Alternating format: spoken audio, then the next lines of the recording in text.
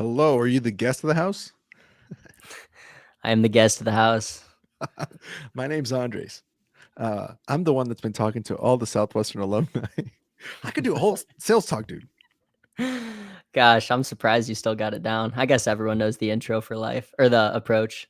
Yeah, I think it gets scarred. I mean, Lucas Salazar was on the show like I think 100 episodes ago, and he sold in 2001 for one summer. And oh, my internet's being all weird. Can you hear me still? Yeah, you good? Okay, cool. Um, anyway, yeah, he was on, and he went through the whole approach 20 years later. I'm like, wow. That is crazy. I'm not gonna lie. It do you still have bookmares? Like do you like still have book nightmares? Did you ever have those? Um, like where I legitimately have nightmares about the book field now in my normal life. Yeah. Have those kicked in yet? Or are you too recently removed? I mean, no, but I feel like I get awake mares when I like see a trampoline in the backyard and then I just like have the urge to knock on the door and then I'm just like, all that normal stuff. So Awake mirrors is pretty solid. Oh, yeah. just wait till you're like sitting in a pool this like July on a Tuesday afternoon or whatever, going, oh, oh shit. I should be at a door right now. That's funny. Yeah, I'm like really interested to see what a summer feels like. Like it seems so long. Like I don't even know what it's like to like have the summertime anymore. Yeah, it's weird, dude. All right. So before I let people know who we got here, let me ask you something. Was it a cult? Honestly, I'm not even sure the exact definition of a cult, but You're the first person to say that. the answer, like, I get it, like context, but I don't actually know the exact definition. But the first thing that comes to my mind is no. I feel like my take is the people that are in it get it and like see it for what it is, and everyone who didn't do it will just never understand what it is. So from their eyes, I can understand how you think like, oh, this is a cult, but like once you're in it, I don't know. I'm sure there's differing opinions, but Fair enough. that's my Now, take. according to Google, the actual definition of a cult is a system of religious veneration and devotion directed to a figure or object. So I don't know that Southwestern is a religion or is religious. I mean, there's Christianity involved, I guess, in some aspects of it, but it's not like a religion. So by that definition, probably not. Right now. Yeah, yeah, But I agree. but the Kool-Aid tastes good sometimes. I get it. So it is what it is. All right, man. Let me tell people who we got here today. Logan Reelfs is in the house with us, everybody. He's currently living in Fort Worth, Texas. Logan sold for 4 summers with my brother's team and organization at the Force. You actually probably have seen my brother more than I've seen my brother in the last few years. So maybe I'll ask you about him. How's he doing? um, he went to the University of Nebraska at Lincoln. Go Big Red, my alma mater. Let's go. Originally from Omaha, Nebraska. That's right, baby. Logan's living in Fort Worth, Texas, and is currently selling merchant services to businesses, similar to, I think, Dana Potoff, I think I told you about, that did that a little bit after her summers at Southwestern. And his favorite scroll is number 2. I would greet this day with love in my heart, which, I mean, gosh, that one just hits you, you know? It Yeah, just it just and it's almost like it hits you so good because when you read it, it's like your second week or your first week, depending on how you did it, of the summer. Because at sales school, you're reading the first scroll over and over, right? But then you mhm. get to your second week, which is your first sales week officially, and you're that second scroll. Oh, butter. What a good time. So, welcome to the show, my man. Guys, this is brought to you by Enlight Energy. And have you heard of Enlight, by the way, Logan? No, Let me tell tell you me all. more. Let me tell you. So Julio Hernandez, a Colombian, bald, I think he's buzzed like me, buzzhead like me, man who used to be a DSM, went over and started a solar company, and they're kicking ass. They're in like 30 different states throughout the country. Currently looking for more people who want to continue that door-to-door grind, but with the price tag more suitable. So instead of working 80 hours a week, they obviously are working a lot less, more regular, balanced hours for your schedule, but at the same time, making anywhere from sometimes as low as 100, 150,000 a year up to as much as you want. Of course, a commission based job, but in solar, as we know, it's a crazy crazy space right now, growing faster by the day. So it's a very awesome industry to get into. If you guys are looking to get into that grind, let us know. Shoot us a message and we'll get you in touch with Julio Hernandez or Alex Black, who's out in Florida kicking ass. I think we're gonna have Alex Black back on the show soon, so keep an eye out for that. But anyway, that being said, my man, let's jump in. With people that just got done selling, I usually like to wind the clocks back first and start with how you get into Southwestern because it kind of makes more sense chronologically and catch us up here. So let's go back. How the f did you first hear about Southwestern in the first place? You had that COVID summer. Yeah. So I was a freshman in college at the time, and it's such a crazy story every time I tell it. Like if I tell it in detail, it's kind of crazy. But basically, I never went to the union at the university that I went to. So rarely. I just didn't ever need to. And for whatever reason, I was in the union with some of my buddies. We were getting some Chick-fil-A and we were just sitting down at a table, and this girl comes up and she's floating. And for those of you who don't know, floating is, when someone is basically like cold calling on a campus, walking up to people with a survey being like, "Hey, are you looking for summer work? Like fill this out and you can hear about this." So anyways, this girl was Lainey Raymakers actually. Oh no So way! I didn't know that. yeah, no, it's funny. So she comes Hold on, trot. give context of what that is now. I think it's funnier. Yeah. So in context now, this is my current girlfriend, and obviously at the time was not. Oh, that's so funny. Um, yeah, so it's funny. We're hanging out, right? She comes up and she's like, "Hey guys," big old smile on her face. If anyone knows Lainey, you know what I'm talking about. And she just starts talking to us, and she seems really cool. And she kind of mentioned it was like a sales internship, and so that caught my attention. I was like, "Oh, I've always wanted to go into sales. That sounds really cool. Like, I'll fill this thing out." And it's funny, I tell this story as it was told to me because I like barely even remember this happening. And a few weeks later, I get a random call, and I answer it. And no, funny enough, I get a random call, I don't answer it, and I get another call because we were always trained to double tap or call someone twice. Oh yeah. So, they're really supposed to be calling you, right? So I answer, and, she's giving me the pitch over the phone, like, "Hey, like this internship, the average student makes about $9,000 their first summer." So obviously that hooked me. I'm pretty sure that's what hooks everyone. And went info session, and on the rest was history after that. So What part of the year was this? Was this more to the spring or you in the fall? this would have been the spring. I want to say I got selected in like February. Oh, so we're coming up on that time now, this time of the year. She must have been Yeah. leaving GRS all motivated, going, "I'm gonna go float some people." Yeah, no. Oh my gosh. So more context to the story. I forget. We used to work with this other girl, Shayna Short, who worked in the force, and she was full-time recruiting at the time. Lainey had only done one summer, and it was funny. Lainey actually had a pretty big team. She had like 5 or 6 of her friends that were already on her team as a B contract. And she was like, whatever, just chilling. And Shayna apparently needed someone to go and get names for her. So she told Lainey that she'd pay her, a some amount of money for Float. every name that she could get. So that's the only reason that she floated. And so she remembered meeting me and that I was like excited about sales and stuff. So she said, "Screw it. You know what? I'm not even going to give these names to Shayna. I'm just going to call them instead." And so that's kind of like crazy too, looking back on it. Cause like that's how that all ended up working out. It was just like on some funny destiny, but Otherwise, it would have been Shayna that floated you, and you could have been dating Shayna. nah. Shayna's great though, very fierce person. Yeah, no, she's awesome. She's great. Yeah. Yeah, she's great. But anyway, so okay, hold on. I had a question. So you go to the info session and you get hooked. Was it really the money that attracted you after the info session, or was it something else? I like asking this because sometimes things change, as you go through the recruiting journey. Yeah, for sure. The money definitely attracted me over the phone just to get me to the info. But once I was there, I definitely, I guess, could see the value in doing something really hard to set yourself, apart from your peers.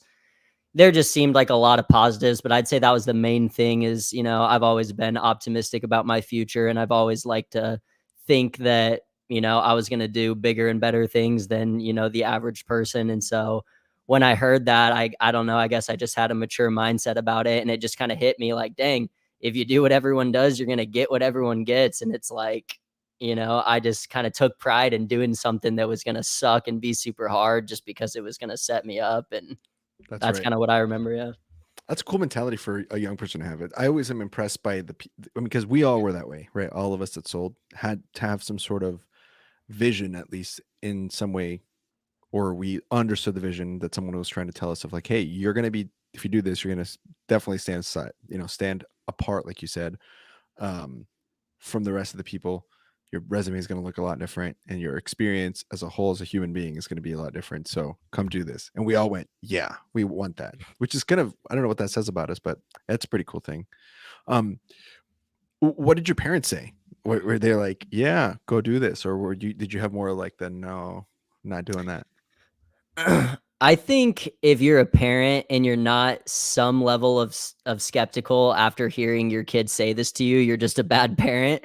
So that's my take on the situation. But my parents were like a little skeptical at first. And what ended up helping a lot, they're not like super skeptical people. My dad's in sales and like he just understood like doing something door to door is definitely going to grow your skill set and such. But at first, I think they just wanted me to like, everyone's like, oh, you're getting wrapped into that scam, like, that sort of thing. But Yeah. it was funny. My parents actually ended up talking to the Weeble House's parents because Yeah. basically, like, yeah, Justin was kind of like helping out while I was in the process. And I think I had mentioned that my parents were maybe like a little skeptical. And he's like, hey, dude, well, they can call my mom. And like, it was just like under wraps after that. Like, my parents talked to his parents and they literally sold books, both of his parents Yeah. did in college. So, like, obviously they were sold. So I kind of forgot that detail of the story. But yeah, so Yeah. that obviously kind of smoothed everything out. And then they're super supportive. So Yeah, man. That's so cool. By the way, there's going to be probably a lot of memories that are going to start coming back to you throughout this. I found it to be to the experience. So I'm excited to see what else you start picking up. All yeah, right. So you get selected, your parents are in, you get your training, you get to sales school. What did you think of sales school? I always like asking about firsts. People know this on the show, but I'll hear from you. I had a very unorthodox sales school because remember my first summer was COVID. So it was really, Yeah. yeah. So it was different. So basically, the start of our summer, we rented out Airbnbs in Kansas City and we had a whole like 2 week period where it was like a virtual sales school and we were basically selling to our like family and friends over Zoom before we even went to a real sales school. And that was absolutely horrible. Like that, I remember almost that if that was the summer, I would have definitely quit. So Wow, that was dude. very interesting, like, start to the summer for anyone who sold books is, like, way different. I mean, one in 150, you know, like, or, Yeah, yeah, yeah, like literally. not You're very right. common that that happens that you saw Yeah. during a worldwide pandemic. So wait, well, you guys went to Kansas City. Did you do okay though? Did you? I heard the first years that year did well. The Bees kind of struggled because they were not used to, or actually any managers really kind of struggled because they didn't know this was like so foreign to them. But how did you do? So it from what I hear from people, it's so 50-50. You either absolutely hated it or you loved it. I absolutely hated it. I sold an Explore and Learn to my mom. Like, it was like that sort of thing, So, like, didn't sell anything. I also wasn't super prepared. I was selected in February, but I guess it wasn't harped on me enough to learn my sales talk, like, actually. So I'm like, I remember I'm driving down to KC, like steering with my knee, like reading my sales talk, Yeah, like doing the most, trying to get ready. So, anyways, I guess to answer your question, it was so rough because every time we were supposed to be like working, I would go like hide in a room and like be reading my sales talk because I didn't even really know the sales cycle. So I was like, how am I supposed to hop on these Zooms and try to go through these virtual slicks?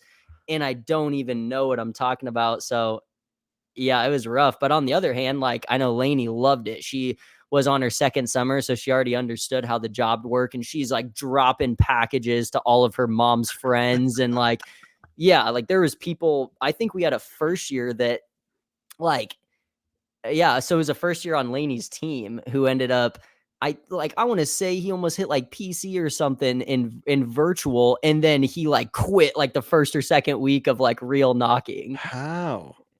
No idea. Like, so just crazy, super like one way or the other for people. I absolutely hated it. It just did not. So when you got to see, oh man, that's such a different. No wonder when I said the second week, you were like, wait, that wasn't the same second week for me Yeah, yeah. with Mort or with the Augmentino. So wait, well, you get to sales school though. Was Dan Moore still doing like the speeches and stuff? Did you guys still do the regular Yeah, sales school? so everything was real. Basically, it was like it was a virtual sales school. Like it was almost like a mini sales school. It was kind of like an intro, and they tried to do as much as they could. But then we had the whole like virtual period, and then we went to Nashville. Had the real sales school. It was like a whole 5-day thing, and then went out to the field after that.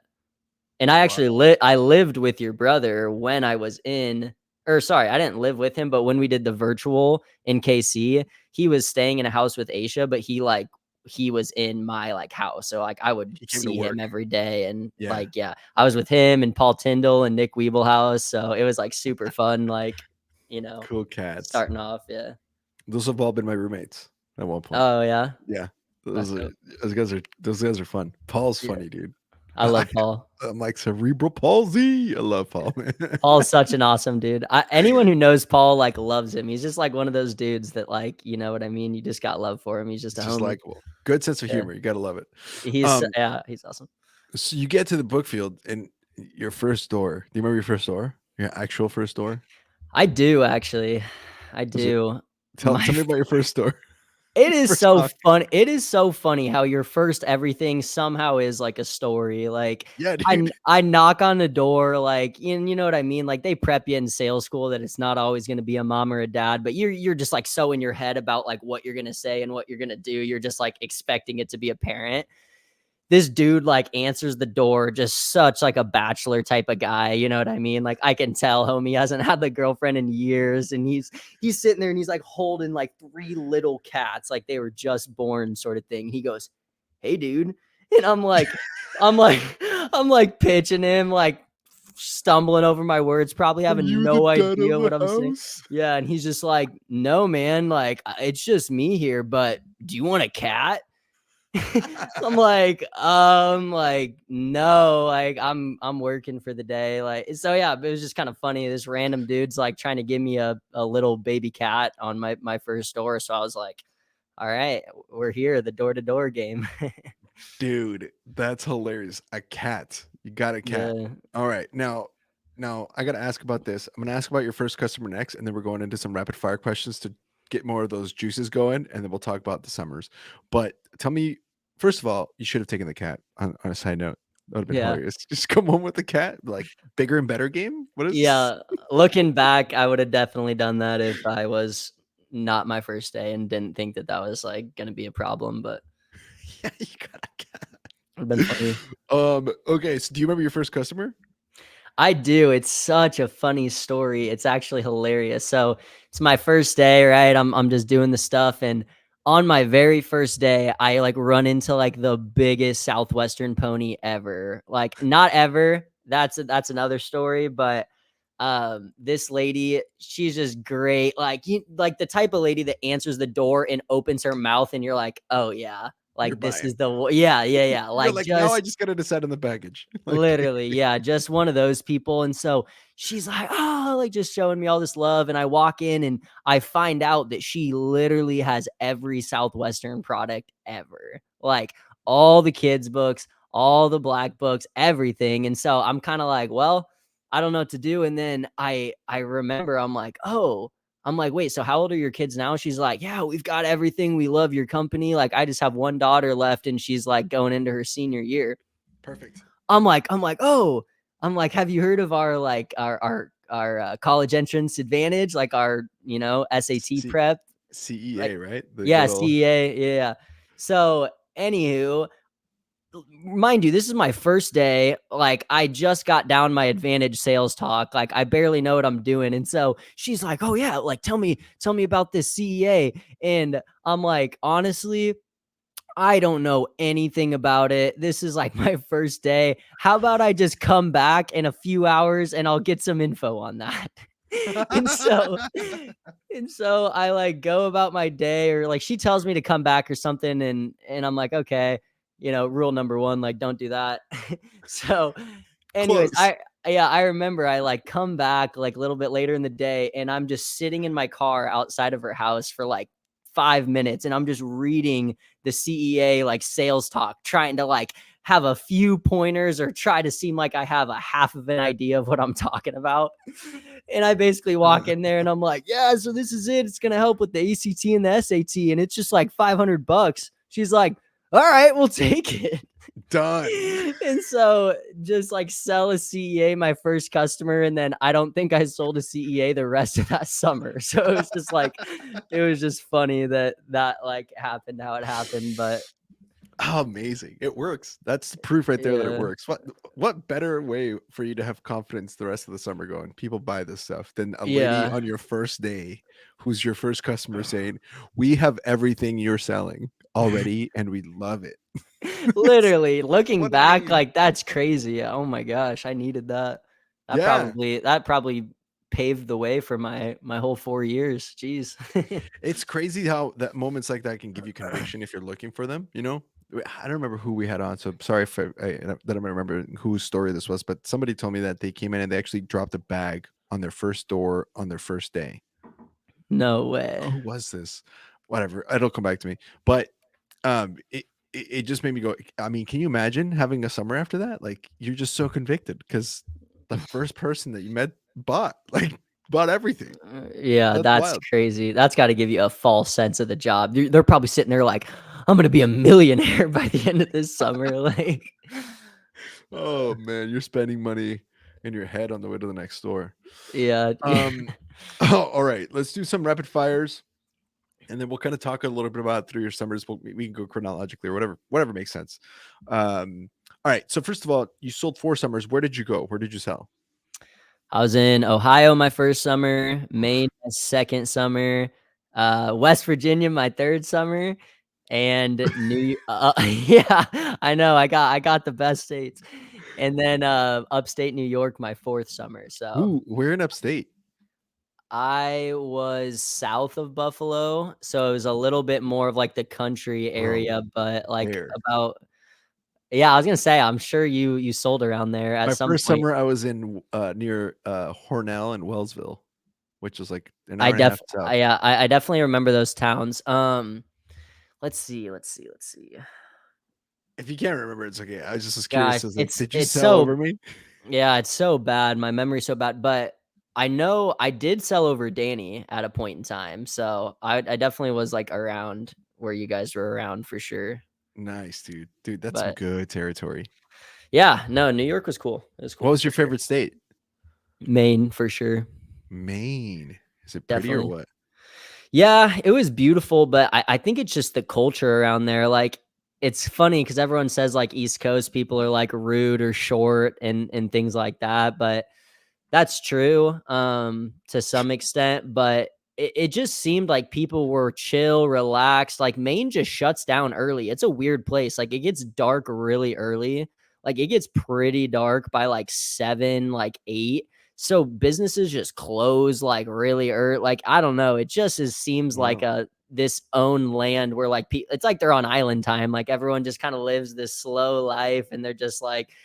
So I don't know. I guess for me, like I would, which is funny because I'm not that chill of a person. I'm pretty like all over, but I just felt like those were the people that I enjoyed the most coming across on the book field. And Yeah. They're probably nicer too who than like knows? Massachusetts. Like Massachusetts Yeah, yeah. real I sharp. always, yeah, I hear about those. It's a little bit different. So I can't really fully speak on the whole East Coast thing because I know it's a little bit different than Massachusetts. But and honestly, I might be biased too because I feel like you're always biased to your summer that you sold the most. So Yeah. I kind of had an interesting track record. We can talk about it, but that Yeah. was Whatever. actually my highest selling summer was my second summer when I was in Maine. So So you had like a camel's hump. You had like a boop boop, and then you drop. yeah, yeah, it's exactly like that. Super weird experience, and I'm now like 6 months off the field and still scratching my head and still don't know why things happen how they happen. So it's crazy. Yeah, dude. My first summer is my best summer, and then second, I got worse as it went. Actually, I think my last one was about the same as my third one, but it was definitely a solid decline. So your But my first was your best? yeah, I sold for like 4,200 my first summer, and that was the best I ever did. That's crazy. That's crazy that that was your best. Like, that's just wild to think about. I know, right? And I don't know what it was. I don't know if I didn't learn like it's not my episode, so we can dissect that some other time. But I don't know what it was either. I mean, that's not true. I know exactly what it was my third summer. I was way off schedule. Like I went to the movies almost every day, bro. It was awesome. I mean, that's not true, but for the joke, I mean, I might as well have. But um, but yeah, I don't know. It was just an interesting weird thing. So your second summer was your best summer, Yeah. and then did you drop off significantly, or did you, or were you just like kind of plateaued, or what did it look I like? in terms of like the average person, I always did well. So I mean, I'll just throw the numbers out there. Like Yeah, that's fine. We don't my care about units, although yeah, they determine exactly who you are. But anyway, go on. it just gives you an idea. But I basically just decreased 1,000 units like each summer. So Oh, my second summer I hit like 5,600, and then my third summer 4,600, and then this last summer was like 3,600. Like it literally was almost like exactly. wow, I gave myself a $8,000 opposite of a pay cut every summer. That's what I did. It was awesome. dude. Hey, that's all right though. We don't judge about that here. I mean, it just happens that way sometimes. So your favorite state was Maine. What was your favorite kind of turf that you sold in? And by kind of like big break, suburbia, country, low income country, high income country, blah blah. What was your Yeah, I definitely never liked high income. Every single summer, it's like you've been on the field, but it's like you always get in your head that like, oh, these people have money. You're like, oh, I just want to work high income. Then you get a taste of it, and you're like, oh yeah, I kind of forgot this is what this is like. So for me, I would say I liked I liked like middle class populated country. So like country, but not your deep country where you're so in the sticks, but it's like it's definitely country, but there's still like kind of a lot of houses. And that's the I best. don't like for my own attitude, I realized like selling I guess the reason I didn't mind high income, even though I would get like shat on by people, like I just liked visually being in a beautiful place. Like there's nothing like already hating your life selling books because I always did. And then also you're just like in the crappiest neighborhood meeting crackheads. And you know what I mean? It's just Yeah, cherry on top of like, this is just the worst thing ever. Like the yeah. people suck, like so. I would say that was like my favorite. Actually, that's a great way. Nobody's ever really put it that way, but you're absolutely correct. I mean, it's harder. It doesn't mean you can't sell it. Doesn't mean you can't sell a lot of books in those places, but it's a lot more comfortable if because the job sucks. There's no way around that, Yeah. right? Like people are like, oh no, it sucks. That's why we did it. Really, it Yeah. because it's like doing a lot of push-ups. It gets hard and then it hurts. It's not fun. It's sometimes you're in the rain that blows. You're selling books in the rain. It's not ideal, you know, but that's okay. That's not a problem. That's not the problem. It's just better when you like it's raining and you can see like a nice little beautiful countryside on in the upstate New York area or Maine. It's nice. For So sure. Yeah. that's a good point. Well said. Did you have a favorite advanced sales tape? Yeah, for sure. I was a big Matt Atchison guy. Loved Same. him. He's just the goat. Like, I don't know what it was. Like, don't get me wrong. I loved the Bill Zizzy and Dave Rosen. Like, that was always electric too. But something about Matt Atchison, I don't think he knows how many people just like love him that just like don't even know. I have had the chance to meet him finally, like after years, but um, yeah, I don't know. I always just looked up to him a lot. I think it's because he was in force. That always helps, like he kind of seemed like he wasn't so crazy far away than some of Yeah. these dudes selling in like 1980 or whenever it was. Yeah. I feel that he's more accessible. His episode was iconic for us in the history of our show. It Oh was yeah, awesome. Oh, dude, he got because Matt was always so positive about Southwestern. He was like Sammy Southwestern. You know, he was like the yeah, quintessential. He did the job how it was supposed to be done. Like that's the guy, very replicable, right? You could send a first year to follow him, and it would be like, just do what he did. You're gonna do great. But on the episode, he like kind of like like we were talking about now. He was just more real about it. He was like, you know what? I hated sound books. Like, it was sucked, and like to hear from him was like, whoa, like. But he was so genuine with it that it wasn't neg. It was just real, and yeah, it worked.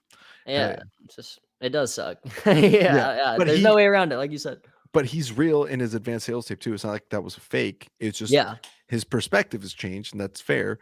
But like when he's talking, you can feel the conviction without it being too energized. It's like there's this like confidence through his conviction that comes through when he talks, and not many people have that down sometimes. So I get why that would be your favorite.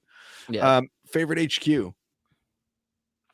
Also Maine, it just super unorthodox HQ is awesome. So classic, get out to your state, have nowhere to live. And this was my first year being a student leader, right? Because it was my second summer. So now I'm kind of in the driver's seat of like, all right, guys, it's all right. We're gonna find a spot. Don't worry, I'll find us one. And so we need HQs for all the guys in our whole org, and none of us can find anything. It's just rough. Like all of us student managers are knocking doors, using the databases, doing the most, trying to find something. And Austin Gerber ends up going to some church service, giving an announcement, and meets this lady who owns this like ginormous like building. I don't even know what to compare it to. It was kind of like a dormitory. It was like a ginormous log cabin in like the middle of nowhere in Maine. And they would actually hold church services there on Sundays, but there was like 3-4 floors up that were just filled with bedrooms. Like, think of a place, if you ever went to camp as a kid, and like you'd Yeah, go to a camp and there's all these dorms and stuff. Like, it was basically like a camp, like prep sort school of. vibes. Yeah, yeah, in a way. And so it was super funny because there was like a couple random people there was a couple random people living there. Like, there was just like some random old lady that just like rented out one of the rooms, and some random like preacher dude who like lived up in the attic. Like, it just was weird. And, like, you'd like go to the bathroom and then there'd be like an old lady in there and you're like, what the hell? Like, but anyways, so Austin basically ended up getting this hookup, and so that was going to be his HQ, but none of us could find HQs. So every single dude in our org lived in the same HQ, which was that No ginormous, way. and it just so happened to be pretty centrally located to where we could make it work. To No some way. The extent, whole org stayed in the same place. every guy in the org stayed in the same place. Yeah, I think at peak, the most we ever had in there, because we had like first years that quit and stuff. Boo. Yeah, All but the champions. dude, there was a lot. Like, I had to count the bunk beds in my head because I can like visualize it. Like 1, 2, 3, 4, 5, 6, 7. There was like 10 of us at a point in time in this HQ. So that's pretty like unorthodox. So that was just like electric because Bro, execs must have been crazy. Or I guess yeah, yeah, it's like, so it was kinda weird what we did. Like, yeah, I don't know. Basically, 3 of the kids, like, 1 was a student leader and then his 2 first years, they had to drive pretty far to go to their turf, so they would actually go to a different breakfast spot, and then the on the rest way or of something. us, yeah, and then the rest of us, however many it was, let's say, like, 7, we would then go to a breakfast spot. So, but it was just Wow. funny 'cause it's so weird because I got to live with another manager and our AOL, because at the time Austin was the AOL, or the assistant to the to the org leader. So we basically had all of like the just leadership in a house, and then just all of our first years.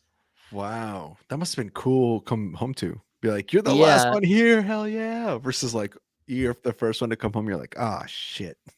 so positive. Actually, funny, like this just hit me.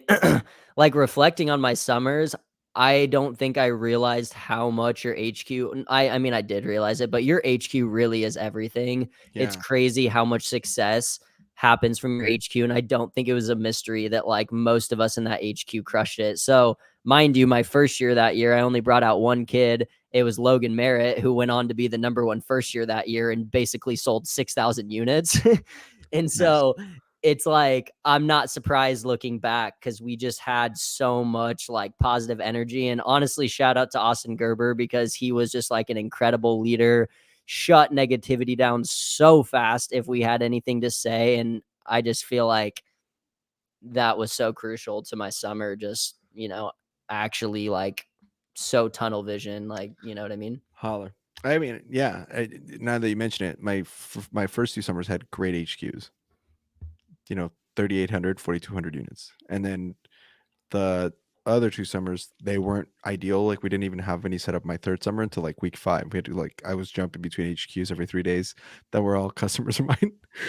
So now that you think about it, now you're saying that, you know what, the HQ value to your success is high. Like it is important. Agreed. Favorite breakfast spot? I'll tell you my least favorite. We went to this place called it was in West Virginia, of We should course. have least favorite Yeah. questions to go with this. Yeah. No, I just feel like this is like more entertaining. So I'll tell you West my least favorite. West Virginia. Where was It was in West Virginia and it was called Tudors. And you might be familiar. A lot of people know it. It was kind of like a big thing in that area, but it's called Tudors. And oh my gosh, it was just so negative. Like we would walk in and it was the same people working there every single day. And this super old lady like ran the desk and just like smoked, a bunch of cigarettes. And every day we'd walk in there and she'd be like, what do you guys want? Like we went there every day and they never once like acted like they knew who we were. You know what I mean? Like it wasn't that positive, like, oh, hey, like, you like create a relationship with these people that you're going to their Yeah, dude. restaurant every single morning. Every time they'd be like, what do you want? I'm like, honey, I want the same thing that I've ordered the last 4 weeks. Like, come, like, give me a Nothing's break. changed for your whole summer. Yeah. What town is So, this? What? oh man. So, There are so many tutors, yeah, there's so many. dude. Oh my gosh. I just pulled up tutors. There's like 20. Yeah, like I Holy said, in cow! that area, it was definitely pop. So it's funny because I would talk to other people in my org and they were like, yeah, we go to Tutors. We love it. It's so positive. Like people pay for our breakfast and like this, that. I'm like, gosh, you guys got to come see our Tutors. It's awful. Like I already want to like be done with the day and it's 6:30 in the morning. Like, Dude, the best was when you got the breakfast people to do execs with you. So yeah, gosh, I think that only happened to us one time. it's great. It's great. Yeah. Not at Those tutors. Not at tutors wherever No, you were. no, not there. They did not want anything to do with that. What was your favorite follow day? Whether you followed someone or they followed you? That's a good question. Oh man, I had such an interesting I feel like every time I followed someone, they always would just like have an awful day. One of those things. So I must have just been an awful person to like go and follow you. Like I didn't feel like I was talking your ear off or anything, but common denominator. I watched a lot of people that did well at this job and they never did well. I will say this is just the first thing that comes to mind. I did follow a top producer. His name's Josh Hamilton. He's still selling, I believe. He works with Eagle Blitz, but he's an absolute stud. That was the first time I ever did like a crazy follow day where I drove like all the way out to Indiana to follow him. And I was in, Wow. Hopefully I'm not trying to, Maine. yeah, no, that it wasn't that far, but I think that was the summer I was in West Virginia. Wow. So, um, that was like, that was kind of fun to like, I stayed with their HQ for a night and yeah, anyways, he was a stud and I watched him drop the bag and I'd just like never seen that been done really. So Really? yeah, That's cool. yeah. So, and like, he was the type of dude that would like basically drop bags almost every day. Like he was just like that. So that Dude. I enjoyed like being around him and he's a really good guy and, gave me Did some you, good perspective. did you ever drop the bag? Yeah. I got a good story. A couple times. I got a Is little that bit better over the years, but this isn't one of your ponytails, right? Or is that going to be a ponytail? no, not exactly. Okay. It was just I alluded to it earlier when I said she was the biggest pony ever, and then I said, no, actually, no, there's probably one other one. It reminded me when you were talking about someone knocking on their first door and having this pony. This was my second day of my second summer, or my third summer. So this was in West Virginia, actually. And it's funny because West Virginia is known as being like very poor. A lot of people live in trailers. Like that's just the vibe of like the whole state. But everyone that we've had that's sold in West Virginia that's been on this podcast, they loved West Virginia. Like Yeah, they just said it was just a unique place in the world. there's nowhere like it. I shot a bunch of guns. They got hollers. Hollers. You'll never see so many stray dogs in your life. There might be more stray dogs than people in West Virginia. It's absurd. Anywho, this was my second day of my third summer. So my first year was following me because he worked his first day. And he's following me, and it's the first door I knock on. So this is the first time he's seen anyone even do this job. And No. same exact scenario like I was explaining before. Like she opened her mouth, and I was like, oh, game over. And her name was Michelle. And I don't know if anyone can relate to this, but I think every Michelle is like just such an awesome mom, They such an always awesome buy. woman. They're just homies. Like Michelles are just cool people. I don't know what it Michelle's will is. give you water. They'll fix you a sandwich while you're doing the clothes. Like, Yeah. yeah. Yeah, but so back to this girl. I'll make it quick, but right, it was one of those things where she opened the door and she's like, "Hey, what are you guys doing?" And I'm like approaching her, and she's like, "Well, let's sit down." You know what I mean? Like she makes you sit down, like she gets to sit down for you, sort of thing.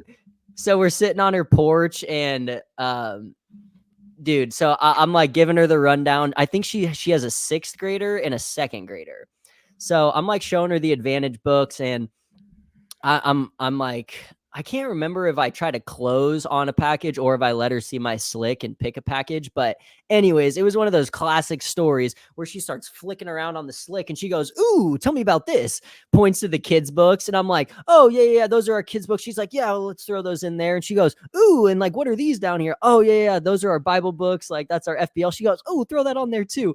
Anyways, like this lady like legitimately gets the whole bag from the CEA all the way down. Like, and her oldest kid is a sixth grader. Should throw a right? cookbook in there. Yeah, the whole works. I had to throw the cookbook in there.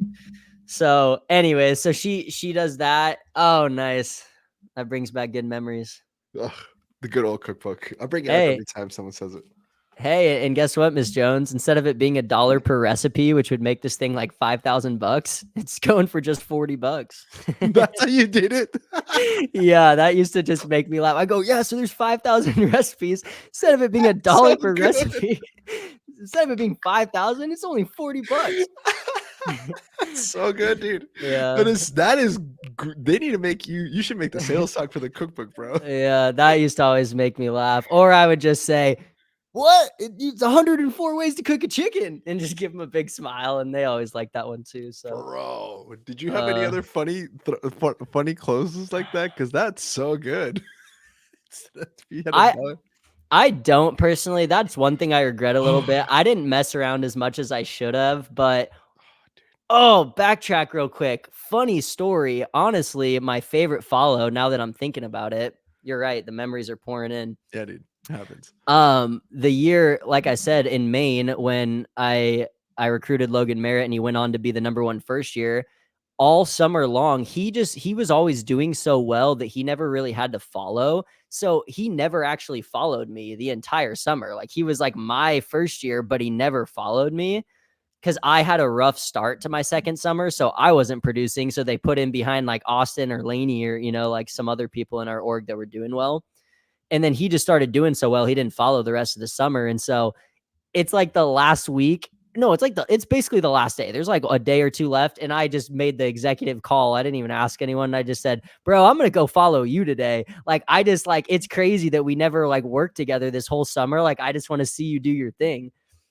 And so I worked with him, and I don't know if you've met Logan, but he is hilarious. He's like one of the funniest people ever. And, he's also like a a performer, so like I'm behind him and he's just, messing around more than he usually would, but Yeah. he did this hilarious price build up, this young couple, and they're just for sure just stoned, like they're just super high, and they're just like kind of listening to him, and he's like, and he can tell they're not gonna buy for sure, and so he's like closing on the kids package, and he's like, yeah, yeah, I don't know if you guys have been to Barnes and Nobles, but like kids books these days, they're going for like $300 a book. So like most people are guessing a set like this. It could be anywhere from like 20 to like 25,000 bucks. And it's so funny. The people, like, they're like not even reacting. They're just like, yeah, yeah. And he's like, Uh-huh. yeah, but guess what? The whole thing, it's only going for like $400. And they're like, "Oh man, that's just way too much out of our budget." And like that just used to And crack they're me like, up. "Oh no, dude." Yeah, and so that cracked me up. He did some funny stuff. Have you heard of the demolition demo? No. Or maybe I have. I Oh, don't know. Wait. yeah, you might have. This is one of the funniest things I've ever seen someone do. So he would have like a kid sample, that got rained on or that was like a little messed up, and if he needed an attitude boost, he would be giving a door demo to someone, right? And he'd be like, yeah, so see here, it's got like colors and pictures. And he'd be like, isn't that cool? And they're like, yeah, like our kids are grown. We wouldn't really need that. He's like, oh, you don't like this page? And just rips it. Rips it out of the book. He's like, yeah, the best part about it is it's actually customizable. Check this out. Do you like this page here? No. Rips it out. Like, Yeah, dude. so, oh man, we had some good That's laughs genius. that day. Yeah. Because it gets people's attention. They're like, Oh yeah. It's so funny. They're like, honey, stop, stop. Then we'd mess around and I'd like smack him and be like, you're fired. Like, not another book ripped. Like, just screwing around. oh, dude, it's so good. Did Danny ever tell you about the naked lady when he was following me? Or I think I was following him. I don't know. Tell me more. Dude, we pull Tell up the to this audience. house. We pull up to this house. People who listen to this regularly would have heard, but if you haven't heard Danny's episode, I might tell. Whatever. So I think I'm driving, and I pull up to the driveway, but it's one of those where the house sets up a little bit more, like the front porch sets up. So I like you got you. can see the French porch. This lady sitting in the front porch, but all you can see is her head. So then she gets up, and she must have been like 60. She was old, and she gets up, and she's butt naked, nothing on her, nothing, not a scarf, Sagging. not a robe. She's sagging. She's just full glory, just stands up. And she's maybe like 25 feet from us from the car. And I'm like, uh-oh. And he's like, what? Turns around, he's looking, he's like, oh. And she just walks up to the car. Wow. It's like, we're at the wrong place. We're so sorry. We're trying to find families. We're selling kids' books. We'll get out of here, ma'am. She's like, okay. She just stands there, and you would think she'd be like, oh no, nothing. Yeah. She's just full blown. I'm here for the world to see, baby. It was Wow. grand. It was grand. Oh That's man. funny. All right, favorite off schedule story. We got 2 more of these after this. I'm gonna be totally honest. I like never got off schedule No on way. the field. Like never. Ah, Like honestly, you didn't have the full experience. I know. I guess not. Like Oh, dude, it's brutal. It's a brutal thing to do, but it's a different experience for sure. All right, that's fine. Favorite sales day. Now, this could be because you had the biggest day of your life, like of your career, or it could be because it was like a day that sucked, but you still overcame, and it still reminded you of like something awesome or whatever. But the day on the book that you're like, wow, that was my favorite day. That comes to mind. um I'm trying to decide if it was like my highest day in units or my most customers, because I feel like it's kind of like exciting, like getting a lot of customers in a day. I think, yeah, I'll probably double down on my customers because I think the most I ever had in a day was 10. And I did it like twice. That's solid. But I was electric. I remember I closed, or yeah, I successfully closed 8 people in a row. So like I had 8 like people back to back to back to back to back to back to back by, and like, Damn. yeah, it was just like crazy. It was one of those things that it was like nuts. Like I almost just like was like, what is happening right now? Like it didn't even seem like I was like crazy on fire, but I must have just been so like in my bag of just like taking the pressure off and, just having fun. I was one of those people. I was always confused how someone could sell a big package and then like take it easy the rest of the day. I was one of those people that as soon as I got my first like sale or like good sale, it like lit me up and then I just started going crazy. Like, so if I like had a big sale, it wasn't like, oh, I had a good day. It was like, okay, let's get started now and like let's start, going Nice. crazy. So Yeah, I was the same way actually, which is why I was a little more inconsistent. So like my best week, for example, I hit like 700, but the Monday of, I think I sold like, or one of my best weeks, Monday of, I was up like 275 already on Monday, but then nothing on Tuesday. Wednesday, big day. Thursday, no. But if I got off to a good start, especially in the morning, especially if it's like in the first goal period, you get a good custody in the first goal period. Look out! It's about to be a day. You know what I'm yep. saying? Oh, Yep, for sure. There's nothing like it. Like, yeah, it's so funny. I feel like my biggest packages have always come like early in the day. Like I told you, I like dropped the bag like on that lady, and that was like my first store I knocked on. And I the other time I've dropped like a few bags, but one of the other times was early, and I just remember it just like ignited me because in my head it's like all the pressure's off. It's like, oh, I already made a bunch of money today. Like I just got to go see people and like, yeah, and then everyone just buys. It's just crazy how that works.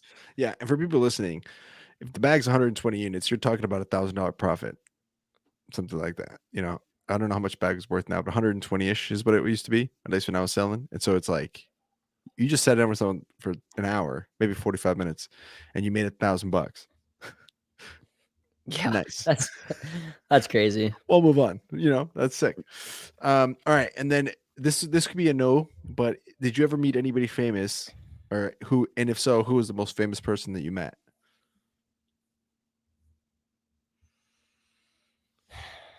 Off the top of my head, I don't think I met anyone that was like famous. The closest thing to like some cool story, and it's not even that crazy cool, but I did stumble across this family that had like 8 or 10 or 12 kids or something, and they were on like a really big news station or some big show because they basically were this couple and they like adopted all of these kids. Like they all were adopted and they all like came from these like drug homes and stuff, and they just had like a really like happy family, super positive. Pretty sure they bought the bag or like close to it. And so it was just cool because I didn't know, like, I had the whole experience with them, and then I left, and then the mom, like, DM'd me on Facebook, and she was like, "Hey, thanks again for stopping by. You were great. Like, also, if you're interested, check this out." She sent me a link to, like, the news report, and it basically, like, talked about them and just how they were, like, great people for adopting them, and yeah, I don't know. So that's the thing that Dang, comes to mind, but did you ever meet anyone famous? Or, I did. who's met the most famous person that you've talked to, and who have you Um, met? I think, to be honest with you, I think like there's been a lot of people who are like, I knocked on Tom Cruise's door, or Danny was in Liam Neeson's neighborhood once, I think. How are people selling in those neighborhoods? That's what I don't get, like Because like he was in Poughkeepsie, New York, and they all have like certain certain places in the country are like big break. Mystic, Seth Hood sold in Mystic, and it's like a super high rich Boston, Massachusetts. They're near, or sorry, not Boston. Maybe it was Connecticut or Massachusetts, or whatever. Mystic, Massachusetts, I think, and they're rich, and so like rich people go and live there, and so then by that default, or like Aisha sold in Foxborough. So like Tom Brady was living there when she was selling in wow. for the Patriots and stuff. So sometimes you get into those cities, but I honestly I don't know if from a worldwide fame standpoint, I think mine's up there because this person I met a Formula One champion, world champion, Wow. and Formula One's like worldwide. Yeah. It's like everybody knows. It's not that popular here, like NASCAR is what it is here, but it's kind of like soccer where everywhere else besides the US, it's pretty popular. But even within the US, there's a lot of people that still like it.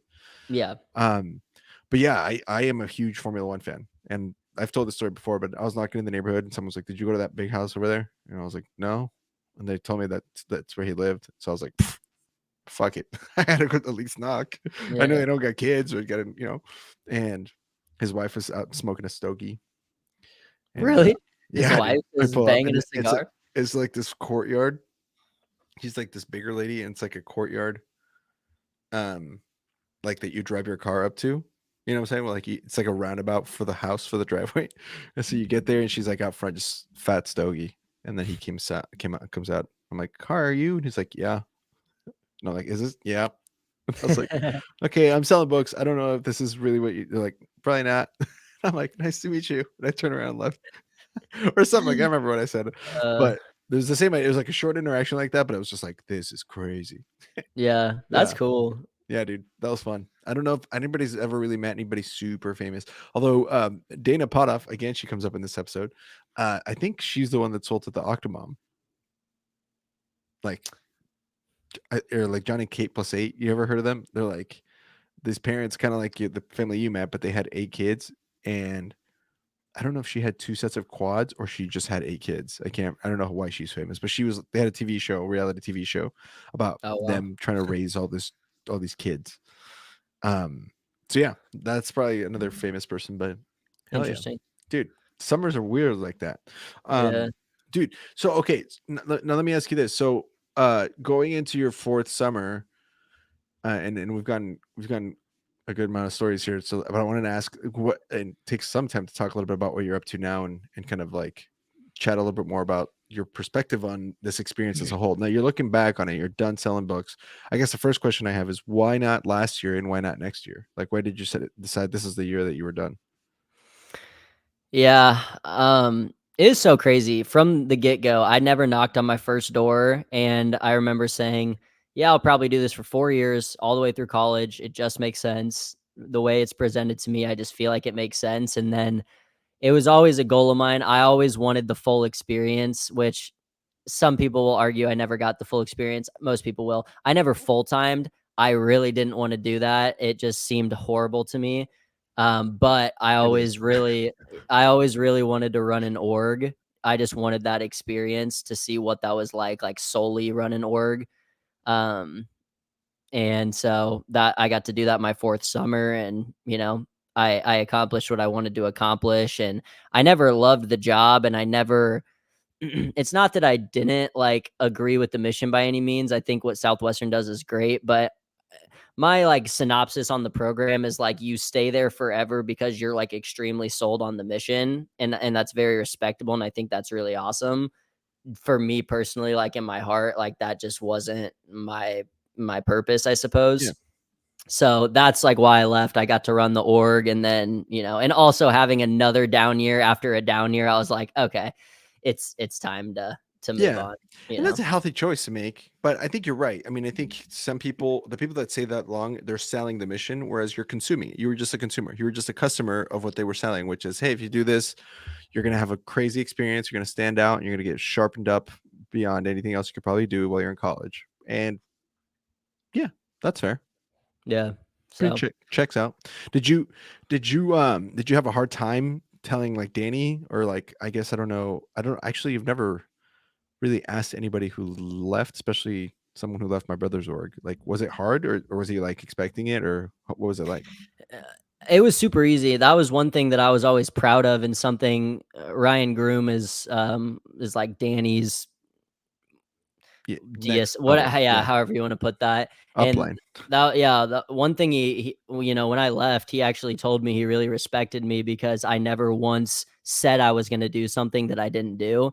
Anyone who knows me, I feel like my motto is just, keeping it pretty real, and I'm very transparent with people, and I'm always saying how it is, so I definitely entertained the thought of being a DSL at a point in my career, but I think Danny definitely knew that that was going to be my last summer, especially based off of how my production went. He just kind of knew it was probably um, the end of the rope for me. But yeah, no, took it super. Like I said, everyone saw it coming. I never was one of those people that was like, I'm gonna full time and I'm gonna be a DSL, and you know what I mean. So I think everyone understood that I was there to do what I was there to do, and that was my time to leave. So like Done. very positive and good, and I feel good about it, and good relations with everyone. So That's good. Not everyone left that way.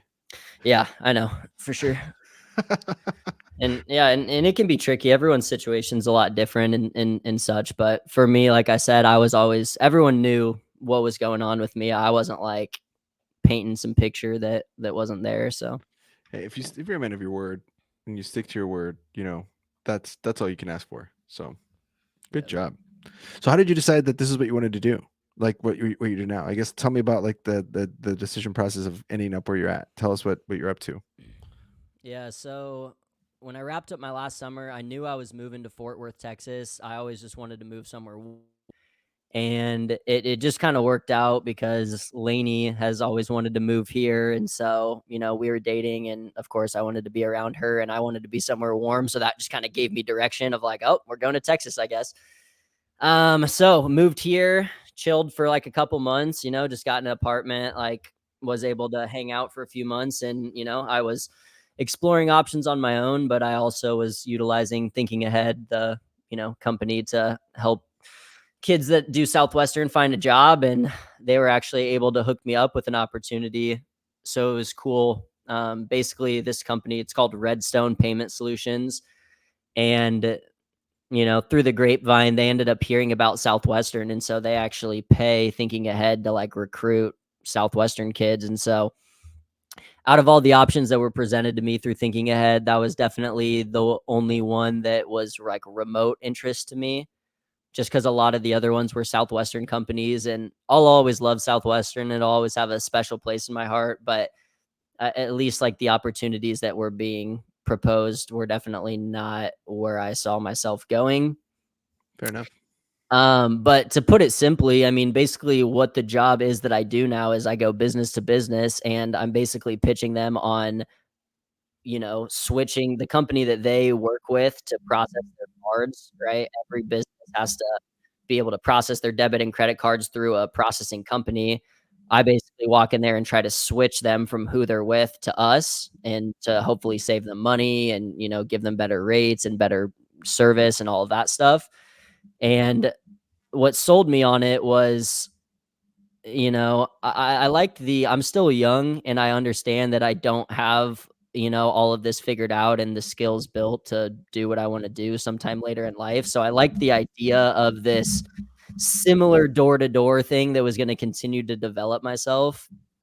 But I also liked the lifetime residual aspect of it. Essentially, if you sign up this business and they're processing with you, you forever get residuals from that business as long as they continue to process with you, even if you leave the company. So, Oh, that's cool. yeah. Yeah, so I feel like most people get into insurance because they want a lifetime residual, and this was another avenue that I saw that you could get lifetime residuals, and it wasn't insurance, just Yeah. because most of the insurance I heard was all 100% commission, and I was just super close-minded to working another 100% commission job, just like Yeah, just like especially right off the gates when yeah, new city, more expensive. Yeah. yeah, and just Security is good at that point. like, yeah, it's like, yeah, security is one thing, but like literally just for your mental health. That's what I always say. Like, it's just hard on your mental health going out there and working hard all day and knowing that you didn't get paid a dollar. And you can have the mindset like, well, I got through the nose and I'm closer to my next yes. But it's like at the end of the day, I can't be doing that. You know what I Yeah. mean? Like, there's something very comforting about knowing that I went out there, did my best, got paid, and then I have the ability to get paid more if I do close deals. Like, that Yeah. in my head is like the perfect scenario. So, Yeah, and people would argue that. By the way, I don't disagree. I don't disagree with you. I mean, there's mentalities for everything, and I think everything also has a time and a place, right? And the time and place you're at right now, it's okay if you're not making $500,000 selling, solar insurance, the helicopters. People sell cars, like the real estate, right? You could. There's people who are doing that for certain, and there's nothing that sets them apart from you with your experience. But that's not where you're at right now, right? And maybe you won't ever be, and or maybe you will. Who knows? But where you're at in life right now, what you need for you to be able to balance your life and be healthy is a steady job that you can then also still go and kick ass, give yourself still a raise, right? But the security that you get to not have those butterflies, those Monday morning butterflies or Sunday night butterflies that we had in the book field. You know what I'm talking about? That yeah, Sunday night, you're like, oh shit. Like, even though you yeah, just hit PC or whatever, right? That's worth something and that's worth having. And so people might be listening to it and go, oh, but a commission. Cause I can just hear this camp of Southwestern people going, straight commission's the way to go. You control how much you're paying. It's like, yeah, but that's not always glamorous. There's a toll on that. Yeah. Yeah, I see the value in that, but that is one thing I think people leave Southwestern with kind of like the wrong mentality is like it's so pushed onto you that like, oh, if you're not doing 100% commission job, you're getting taken advantage of because this, that, and the third. And there's truth to that for sure. The way I see it though, and this isn't like a throwing shade at Southwestern. This is just like is what it is. It's just like when you're on 100% commission, they just don't care about you the same level they do when they're making an investment in you and they are paying you. You know what I mean? It's like there is more skin in the game for the company when they're paying you this and they bought you this and they're getting you your business cards and your computer and your phone and these different things. And that's something that like was important to me is like I just want to feel and not that there was never a lack of that at Southwestern. Honestly, like people at Southwestern probably cared about me more than any job I'll ever have again. You know what I mean? Like Right. your brother and Danny and Aisha are amazing people and did so much for my life and you know all of that. But that's kind of my take on Yeah. post Southwestern 100% commission. It's just not the same. You know? Yeah. Yeah. It showed up for them in different ways because, or let's just say Ryan Groom to not just, or whatever, or Mark Rauer, whoever's up, like they have a vested interest that you sell books financially. And that's okay. It's business, right? It doesn't mean Yeah. that they don't care about you. So in a way they do care. But what you're saying is these people are dishing out thousands of guaranteed dollars to you for your contract if you're there for a year, 2 years, whatever long, as long as you're there, right? So you're right. There is some skin in the game. It's more than skin. It's like a chunk. Yeah. Have a whole Yeah. arm in the game, hoping Yeah. that you do well. Yeah, that's For fair. sure. Yeah. And again, nothing saying that. I mean, you might make a whole career out of this and be here for 40 years and just kick ass and become the president of this company, or you might be here for a year and use it as a stepping stone to get to the next thing. And you never know. But where you're at right now, what you need right now, you're at the right place. So it sounds like you sound excited about what you're doing. Yeah, and it hasn't been all butterflies and rainbows by any means, and but you know, it's I guess it's really nice being in a job where you understand that you're developing yourself because I cannot imagine being in this like let's say the way I get paid is the exact same, but I'm in a job where I feel extremely stagnant and I'm not like getting out of my comfort zone. Like that sounds scary to me where I'm like, you know what I mean? Like Yeah, there's more value than just money sometimes, you know? So that's yeah, kind of like the space I'm at is like I'm understanding even if I'm not things aren't going like amazing or whatever. It's like, hey, dude, like you're 23 years old and you got a lot to learn and you don't have this all down. So, you know, you yeah, need to humble yourself and get back out there and grow your skill set, you know, that sort of yeah. thing. No, I understand that for sure. I mean, I was at selfpublishing.com, worked there.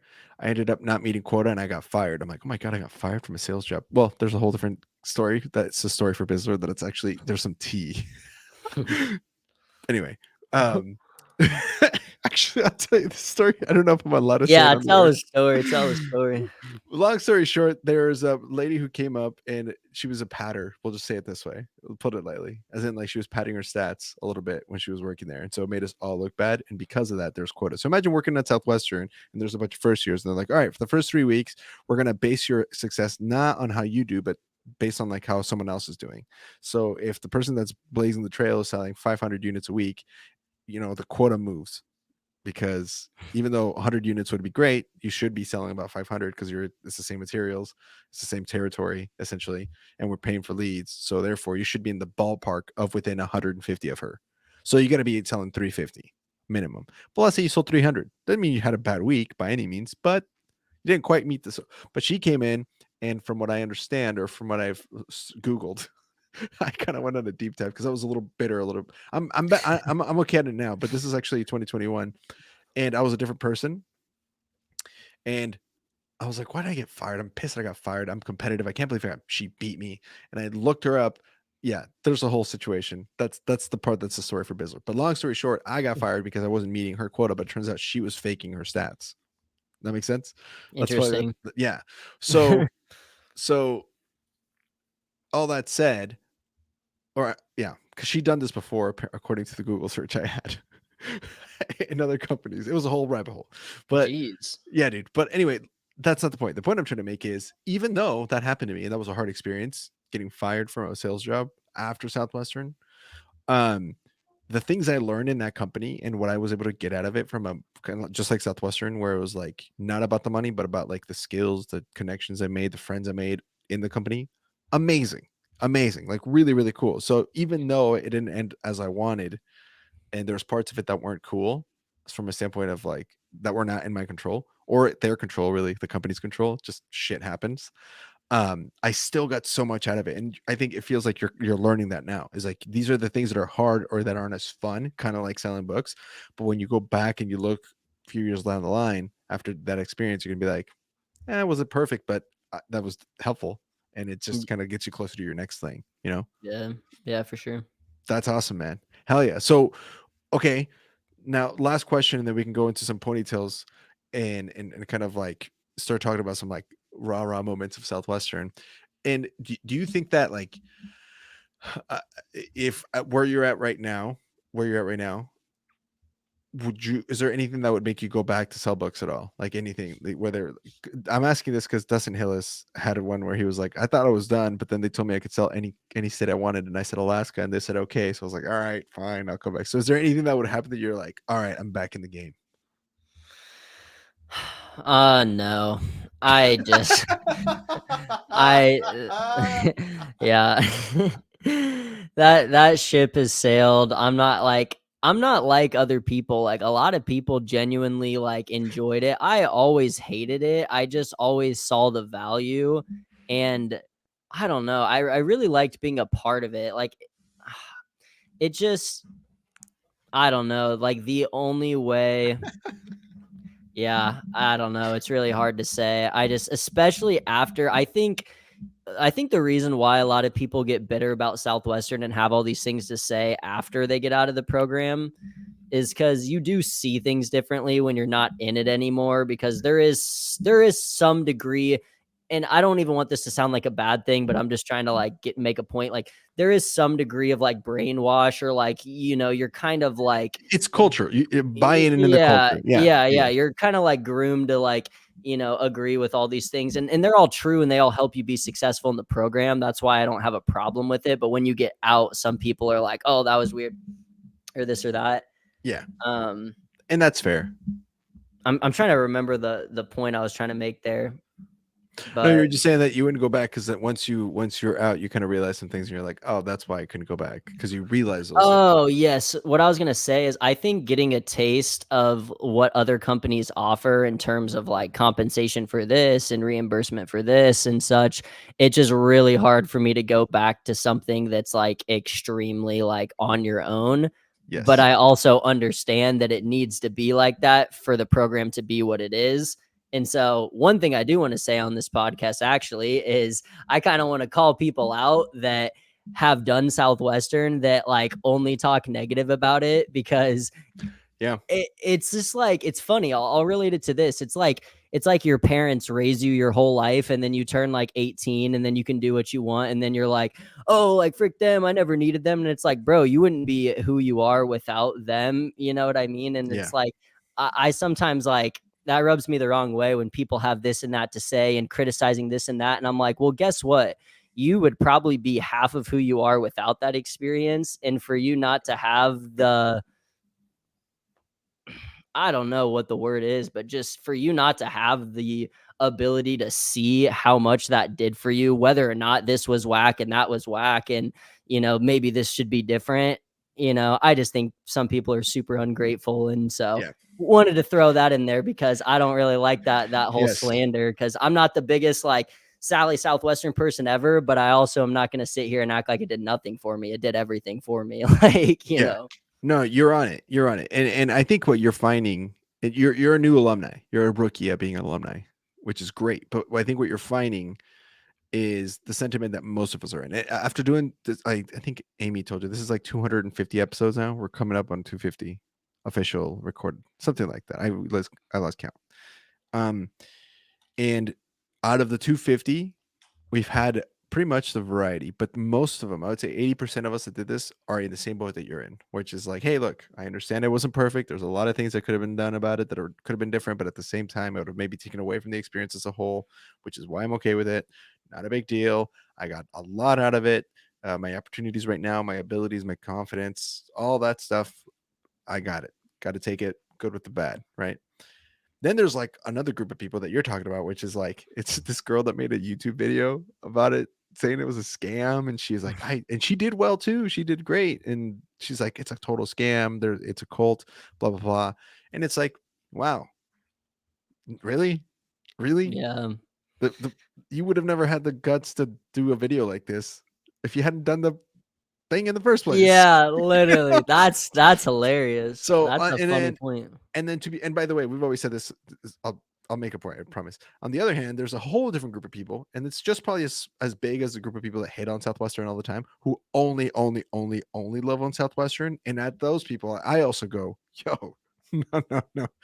If you can't have the perspective to understand that some of the things that are going on here need improvement, then you're also not. That's not good either, Yeah. because you're too biased either way. Majority of us are like, good and bad, right? Yeah. Now, all that to be said, because one time I invited someone on Reddit who was shitting on Southwestern on Reddit, just completely destroying them. And I was like, "Hey, do you want to come on the podcast? We can keep it anonymous. We don't even have to have like a face, but can you tell us what your experience was?" And they're like, "Your podcast is a circle jerk." And I was like, "What? What are you telling you?" Like, people are saying we praise Southwestern too much on here. I'm like, I don't think we praise them. In fact, I don't even think this podcast is particularly about Southwestern. It comes up like it comes up now, but it's really more about the people's experiences. It's not my fault if people had a really good experience and they want to tell us about it. You know what I'm saying? If you have a bad experience, by all means, microphone's open to you too. But all that to say, we've always been kind of neutral here about it because we believe in the same thing that you're saying, which is, hey, look, there's nothing wrong with what you're doing. There's just things that could be fixed that you have not chosen to fix because traditions are hard to break. And the strength of Southwestern is that it's been around for 160 years. So they figured a lot of things out that work. But the things that don't work are also equally as stuck. And so when you try to make change, it takes a long time to change that company because of the nature of the beast. If it was a startup, startups tend to be more fluid that way because they're trying to figure out what works and what doesn't. And they're really quick to drop old bad habits and pick up new ones because they're new. Does that make sense? So Yeah. all that to say, I completely agree. Some people, the way I've always said it is, some people always have bad taste in their mouth when they leave, but very rarely do people feel bad or upset at the person that floated them, that called them, that came into the survey or that recommended them for the program, or who was their like student manager. Not many people are upset about their student manager being like, you're never going to be mad at Lainey for what she did for coming up to you and floating you at the union. You know what I'm saying? Yeah. And Pretty pumped about it actually. yeah, Worked out pretty well. yeah, it worked out really well. So, and some people it doesn't work out as well. And some people it works out better, I guess, relatively, right? Whatever that means to them. But what is true is it works out. And you made the choice, and nobody made you sell the books. Nobody made you drive to Nashville. Nobody held a gun to your head to go do it. Yep. Sure, there were a lot of strong suggestions, and we can talk about the strength of those suggestions. But at the end of the day, you knocked on the doors, you went and sold the books, you came home. Yep. Period. Own it. And it's Exactly. okay. Mic drop. Yeah, I agree. I like what you said about like things that's my other thing. It's like, yes, things can be different and there's room for improvement, but I do agree that it takes away from the experience. Like that's what people can't seem to grip is like, oh, well, it should be this way. And it's like, hey, like that, like completely now makes this not as hard, or you don't get to learn this aspect of it. Yeah. So, I like that Yeah. too. A prime example of that is this is a great example of that. I've always said that the hours are too much. And people are like, oh, but 80 hours are part of it. Like, I'm not saying we not get down to 30 hours. I'm just saying, as a homeowner now with 2 dogs, I don't have kids, but if I had kids, I'd probably believe this even more. But as a homeowner now, if someone knocked on my door on Saturday morning at 7:15, I would come to the door and be really upset with you. And I For get it. sure. Why the hell are people knocking at 7:15 on a Saturday? Well, they got babies. I don't give a Uh, damn. This is my day to sleep in. Are you kidding me? It's Saturday. Like, what are you doing? What are uh, you doing? You know what I'm saying? hey, but people are gonna buy it no matter what. Yeah, yeah, Like, yeah. no, that's There's a funny. there's a reason Europeans don't knock until 9, right? So I'm just saying it doesn't mean that you should knock from like 2 to 6 when it's daylight and before it gets dark. That's not what I'm saying. I'm just saying that a first year who's not as confident in the middle of the woods at 7:15 in the morning on a Saturday maybe is not the best way to get them. That's not the deep end that you want to throw them off of. You know what I'm saying? Like, if Oh this my is a god. D manager that's set appointments and's got like hardened, got the sales talk down, yeah, for them that makes sense. But don't do that with some people. It just have come on, think a little bit, just a little bit. Yeah, no, for sure. I'm with you on like the start time, stop time. I was a big that's one thing I'll say about Southwestern. I always worked really hard. I was always on schedule. I always did what I needed to do, but I was never one of those like above and beyond. I'm gonna knock until 10 p.m. because Yeah, more people means more money. I was like, y'all are crazy as hell. Like we work 13 hours a day. If you think I'm working 1 minute pat, and don't get me wrong, like yes, I had times I worked a little bit later, yada sure. yada. But it's like I always was just like, dog, if I can't get it done in 13 hours, it ain't getting done. And I need to learn how to get it done in 13 hours Yeah. then. Like that was my like mindset Oh, on it. dude, Like ready to open up some can of worms here that are some people are not gonna like this. Some people are gonna like this. open them I up. always say the same thing about how many weeks people sell. Like, I'm not saying that 10,000 units isn't impressive, but there's got to be some sort of footnote somewhere on the pay set of this says they sold 10,000 units in 22 weeks. You're like, I mean, Yeah. yeah, that's still a lot of books, and a lot can be said about your endurance to do this for 17 weeks of this straight, which is that's what's impressive about that. Yeah. But if That's someone can sell insane. 10,000 units in 10 weeks, that's more impressive. That's if you can run a marathon in 8 hours, great. You ran a marathon. I've never run a marathon. Congratulations. But there's people that do it in 2 hours, and that's crazy. Yeah. So there's got to be like a little bit same thing, right? Like you said, if you can't do it in 13 hours, my thought is if you can't do it in 13 weeks, it's not as cool. It's cool. You deserve the sweatshirt or whatever the hell you got for selling 10,000 units. But come on, man. He did it in 12 weeks and it was crazy. You know what I mean? Yeah. Yeah, that is one thing that I regretted, and every year I always got wrapped back into it, and it wasn't other people, it was me who made the decision, but I always stayed out another week, and I every single time regretted it, always did horrible, always my head it didn't matter, it's just so unfortunate, it didn't matter how much I was mentally prepared. I was like, "Come on, Logan, you choked last year. You got in your head and you didn't sell anything your last week because you were thinking about home and this and that. Don't do it this time." And I like feel like I'm locked in and I feel like I'm doing everything the same. And my God, I just have the worst weeks ever when I stay out Yeah. afterwards. Like Yeah. awful, like little to zero production. Like Yeah. just like lose And it. it's a per person thing. And before we get somebody listening to go, oh, but I sold 17 weeks and I sold 10,000 units and it does count. I'm not saying it doesn't count. And and some people are like, oh, I had my best week, my last week I hit Guts Club. Okay, great. But not everybody's the same. In my opinion, the way it should work is if you want to work earlier and if you want to work later, or if you want to work more weeks, you have to earn that. That's my opinion. So everybody starts at 9. If you want to go work the extra hour, you're not allowed to knock earlier unless you go and sell 300 units or 400 units in a week, because that shows me that you understand the job enough to sell 400 units. You don't accidentally sell 400 units. I mean, maybe you bump into 4 ponies in a week. That's rare.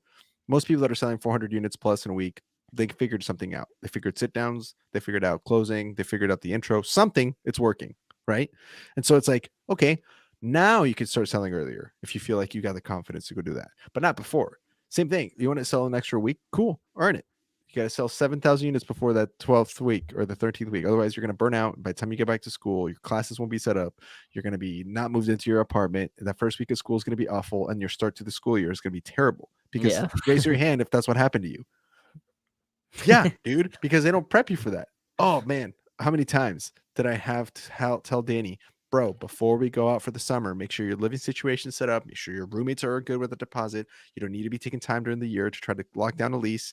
Oh, also make sure your classes you're registered for them. You don't want to be rolling in from checkout, tired of shit, barely sleeping after partying because you partied hard in Nashville, rolling up, and it's the second day of the first week of school. You got nothing set up, not even your schools, your books, nothing, right? And you show up, you didn't go to your first few classes, and then try to be like, you wouldn't do that for the summer.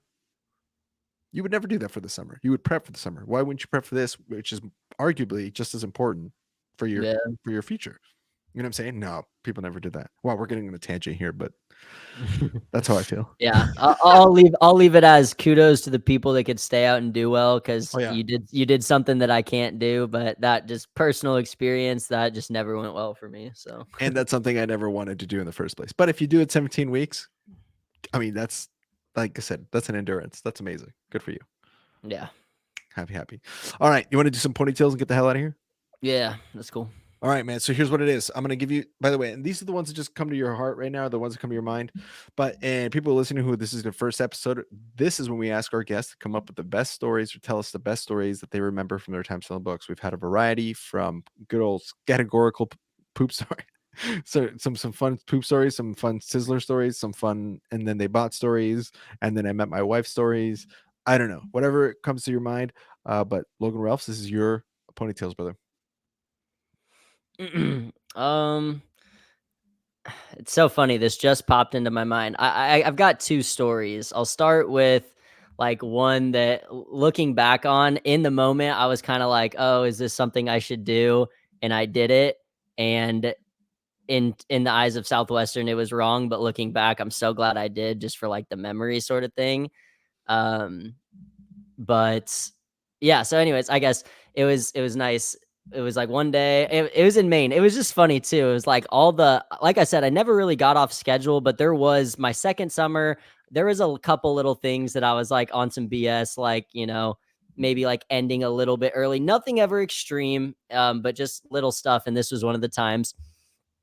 It was like later in the night. It was like 8:30, right? Like towards the end of the day, and knock on this house, and this kid answers the door. He seems like he's about my age. So, my initial reaction, I'm like, "Hey, dude, can you grab your mom?" And he's like, "Oh, like this is like my grandma's house, but like, what's up, dude?" And he seemed like really cool. So I was like, "Oh, I'm just doing this. I'm like selling books or whatever." And he's like, "Oh, like cool. Like I'm graduated." And so I was like, "All right, dude, like no worries." Like, I was just kind of like dismissing myself getting out of there. And he's like, "Well, like, no, like tell me what you're doing." He's like, "Here, come on in." And I'm like, "All right." So I like walk in there, and I find out this kid is like 1 year out of high school, and he's dating this girl who's a senior in high school, and they've got like a newborn baby together. It's like a few months old. And so they're like, Whoa. yeah, and they're like living at their grandma's house. They're like one of the two of the people, like their grandma's house or whatever. And it was just them at the house, and it's like a pretty nice house. So I'm just like kicking it with them, and they're like, "Well, show us what you got. Like, what do you have for the little one?" So I'm just kind of like laughing, and I'm like showing them the my books, and I like feel bad. I don't even like want to drop the price because I don't actually want them to buy this. I like know they don't have money. You know what I mean? I'm like, I don't want you guys to buy $120 like 4 books.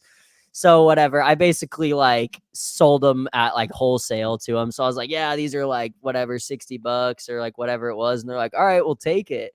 And they were just like really cool, just like really That's awesome. solid people. And I just like vibed with them, and they were just cool. And they were just like, they're like, "Hey, dude, like you wanna, like just like hang out or whatever." So I was like, sure, like this is chill. And so we like went upstairs, and they like packed a bong, and we all like ripped. It was like one of those moments where I was sitting there and I was like, like, this probably isn't the best idea. And then I like had one of those thoughts where I was like, bro, you got to live for the memories sometime. Like, not everything has to just be like, oh, because someone said so, like sort of thing. So whatever, I ripped the bong with these kids, and we're hanging out, and we just hang out like the rest of the night till like 9:30. And like looking back, like that's like one of the greatest memories I had from the field, and just like on some pure, genuine, like good time stuff. Yeah, dude. And I just, yeah, that was You dope. found genuine connection, which was the Yeah, point. yeah, And yeah, man, those are moments worth living.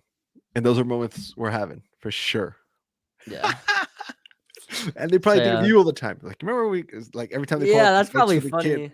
they're like, dude, we Remember got that these kid? from this kid we ripped the bong with. Yeah, so that was just funny. I didn't plan on sharing that, but that came to my mind, so I was like, "Hey," you know, It um, was a long time ago. So yeah, it was a long time ago, different person now. Um, and then a funny story I have. This was probably the most like just like, just, like, absurd thing that, like, happened to me. It just very caught me off guard. You know, when you're, like, knocking and every once in a while you get those, "Come on in," and you're Yeah, always just, like, standing out there and you're like, "I know they don't know that this is, like, a door-to-door salesperson, so I'm just gonna stand here until they, like, come and open the yeah. door," you You're talking know? about people who don't open the door, like the screen door's closed, but you can hear in and they can hear out, and you're like, "Hey," and they're like, "Come in." Is that what you're talking about? Like, not even that, like, through the closed door, like, their normal, like, closed door, like, you know, those, like, you hear an old person just go, Yeah, "Come in," like, they're expecting their, like, son or daughter to come over, or one the of those nurse. things. Yeah. Yeah, yes, yes. So, anyways, I'm in one of those moods. It's, like, noon or, like, 11 AM, and it's, like, towards the end of the week, and you know how it gets on the field. You're just, like, so confident, or you get in such this, like, screw it mode because you've dealt with so much rejection and seen so much crap that you don't even care what happens next.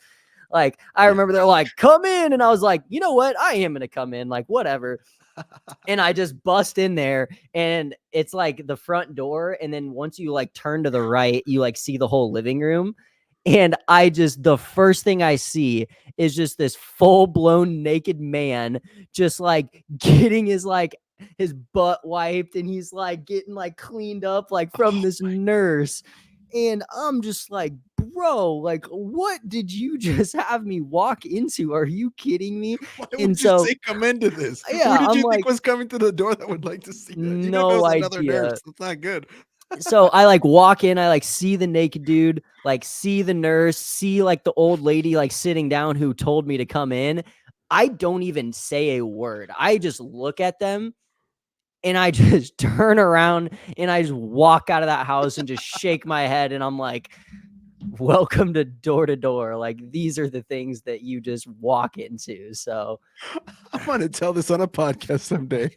yeah, so that was just one of those, like, random, just like, what in the hell sort of Mm. things that happened. Um, Lunch. Let's go eat a peanut butter and jelly sandwich now. yeah, yeah, no kidding. Let's go to the movies now. Not playing. Oh my god. You got any memory joggers for me? I have such a hard time recalling my Yeah. experience. Do I you have any wonder if there's it could be fun Sizzler stories. You could also have like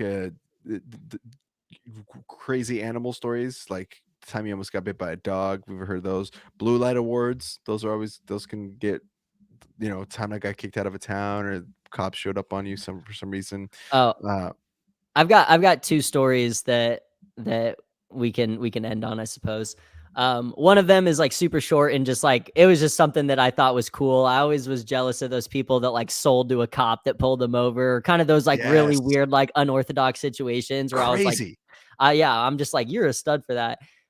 One of the experiences I had that I thought was cool was, you know, like you're working during the day and you're a manager and you get like a book delivery. So you have to like get off schedule to go and like Yeah. get your books and put Yeah. them in your storage unit, all that stuff.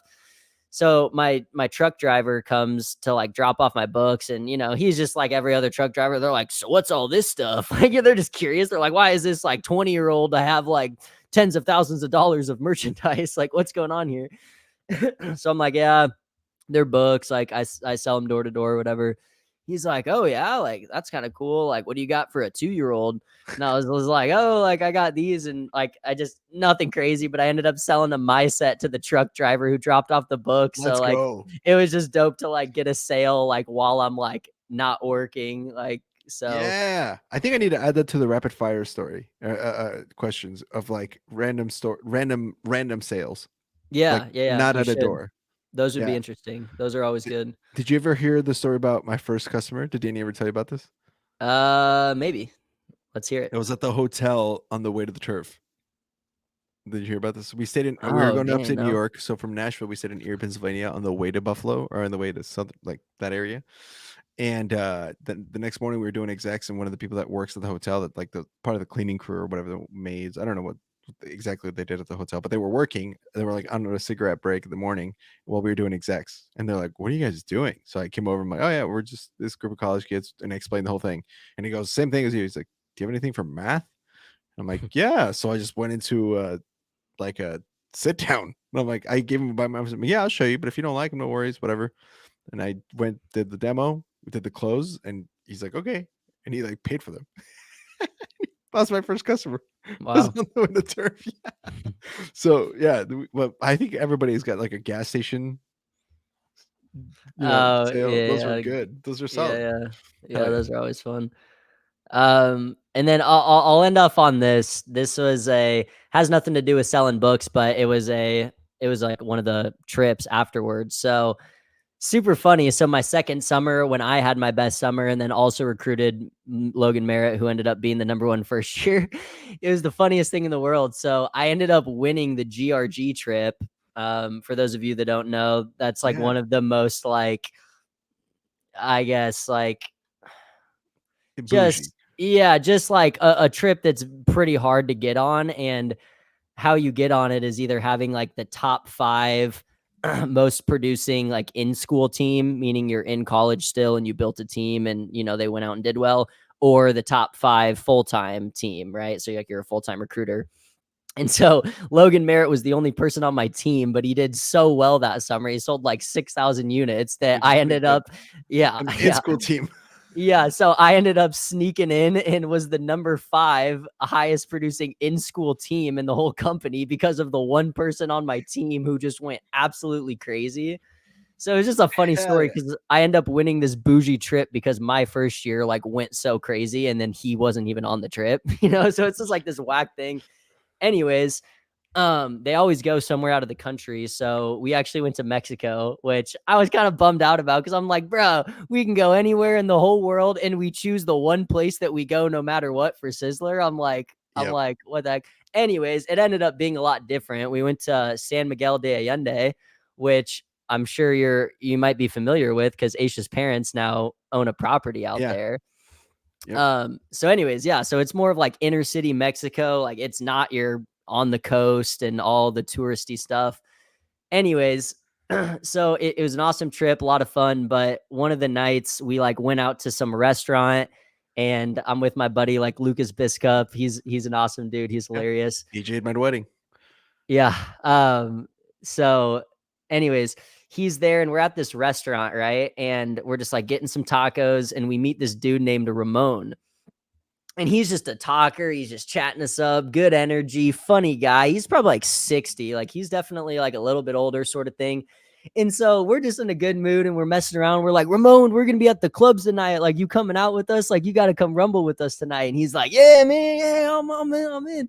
And like all this stuff. And so we're like, you know what, Ramon, you want to just kick it with us like the rest of the time? And he's like, yeah, man, like I'm out of here anyways. Like I'm about to be done with my shift. So funniest thing, we leave with this dude Ramon and we're like, Ramon, let's go get some liquor, like let's go like have some fun. And so he walks us up to like the nearest liquor store and we buy like a big bottle of Hornitas or some Yeah.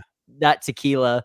Yeah. And so we get this tequila and we're like, all right, Ramon, so what, are we going back to your place now? And he's like, sure, man, sure. So we go to Oh, grab a taxi. And the funniest thing about Mexico is just like, there's just no rules and people do as they please.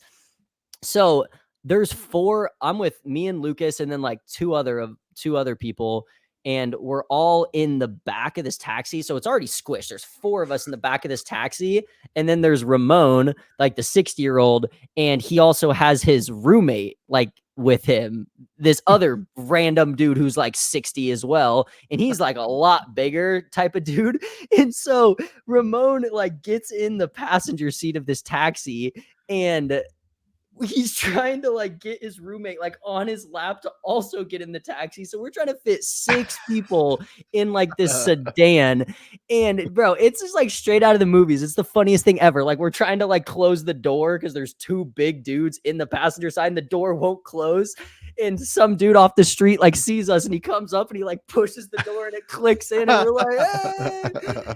So we're packed in this taxi and it goes to drop us off at this guy's house, which we come to find out is literally a room, bro. Like talk about perspective.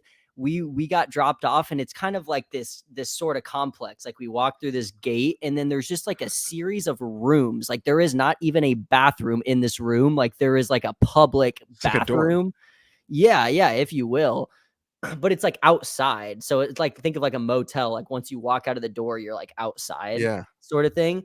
And so, dude, like these two dudes live in this room. Like it's like smaller than like your bedroom sort of thing. Like, you know what I mean? It's Yeah. small. They got a TV, no kid. Like, no, I don't even know how they live, bro. They don't have like anything in there. And we end up kicking it in there, like in the little room with them for like 2 hours. We finished the whole bottle of No tequila, just like way. get drunk with this random dude, Ramon and his friend, and we're just like, just like, just had like a great Wow. time and just crack jokes and just one of those stupid things that we're like, what the hell are we doing right now? But we're just doing Yeah, it because dude. we're just in Mexico and just, Why no not? rules. And yeah, like just, and when you're with Wow. Lucas, like just funny things happen when you're rolling around with him because he speaks like fluent Spanish basically. So you always get yourself in situations when someone can like navigate your way around in Mexico. So Damn, dude. that was That's just kind of wild. like a fun little story. Off-site. Off-site GRG story. That's Yeah. what you want. Damn, Yeah, it's dude. fun. Bro, well, if you like GRG, you're gonna have to come out to Bizzler. That's what I'm telling Yeah. you right now. Yeah. We're going to have to chat about that later. We're staying at Bizzler level resorts, which is GRG level. Oh, say So less. yeah. That's like And the it's nicest place I've ever stayed. and here's the deal, just so you know, one of the biggest things this year is we were debating whether going to Mexico because the first Bizzler we went to Mexico and then we went to the DR this year. So next year we were like, do we want to go to Mexico? Because most people are like, oh, Mexico, that's where we already go for Sizzler. Let's go somewhere else. So I believe this is a more official announcement is going to come out, but we're going to another island in the Caribbean. We'll just leave it with the sizzle of the instead of the steak right there. I'll just get little carrot hanging right there. Nice. So yeah, man. So hopefully I'll catch you in Laney out there. That'd be lit. I think we're going in September is what we're looking at right now, but I'm not in charge of this anymore. So I will get you more details on that later. But come out. It's gonna be a lot of fun. Yeah. Hell yeah, man. Dude. Oh man, this is great. Look at that. This has been a full episode. How do you feel? That was so much fun. I've never done anything like this, so I think it's like your initial reaction to be a little nervous and not know what to expect. But once you're in it, just fun. I lost track of time. Yeah, I know it goes quick, right? You're like, what the hell? Yeah. And you look up and it's like, holy we're now Yeah. for an hour and 40 minutes. That's wild. That was fun. You Yeah, killed man. it. That was good. You did great, man. I appreciate it. Hey guys, we're gonna wrap this one up here, but we'll say goodbye to you guys. Thank you so much for listening. My name's Andres Gamboa. This has been the Ponytails Podcast, and Logan Reelfs was my guest today. If you want to reach out to Logan, ask him a little bit about what he's up to. Maybe you have a business that needs some credit card payment processing options. And are you only selling in Texas? We can work with whoever. So there you go. So maybe you're looking at like, hey, you know what? I have a little business. I need to do something. Hit my man up, Logan Reelfs. You can look him up on Instagram. His handles are right there on the screen, but if you need to type it, it's at LOGAN.REELFS. It looks like Real FS is the last name spelling. But then thanks so much, man. I appreciate it for being on. We'll catch you guys on the next episode. Thank you for listening to the Ponytails Podcast. Bye-bye, everybody.